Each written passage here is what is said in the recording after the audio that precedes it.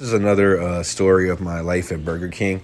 There was this one time. This is when now I'm an assistant manager. This was about maybe 3 years ago. We had a shift manager. She actually was an assistant manager, and she was actually trained at like a training store, supposedly. But she was here. Well, actually, she was an assistant. And then she left. I came back to the company because I took her spot. I replaced her spot. But she comes back a couple months later. She's a shift manager. Now, she comes back. What helped her was that she had great customer service. She would push surveys, and she knew how to hire. Now, the problem was it's not that she knew how to hire. She would just had a big family, so she would hire her whole family. While I was there, she literally had her boyfriend. Her boyfriend had an aunt and I think a son, and then they had friends. And man, I don't know. I think we literally had like 10 people that would come because of her. The problem was, though, out of the 10, she was the only one with the car. She had like like a van.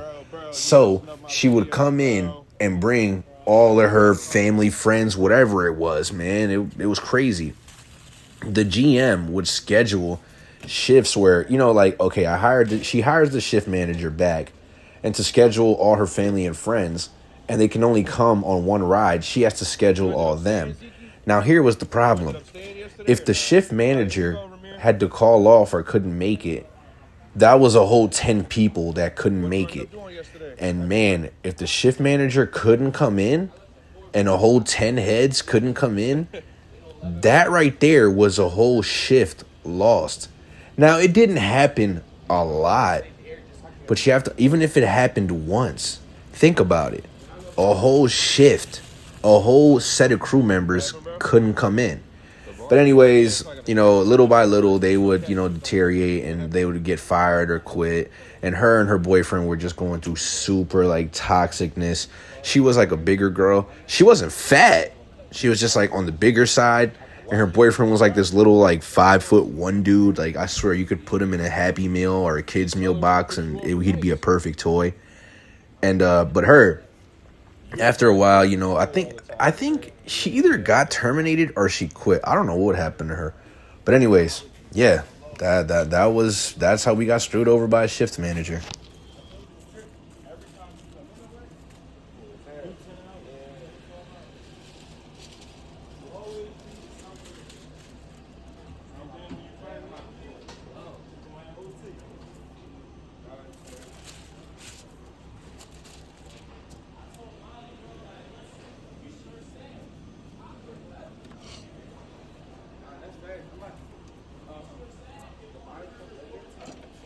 Nah, Molly's off tonight.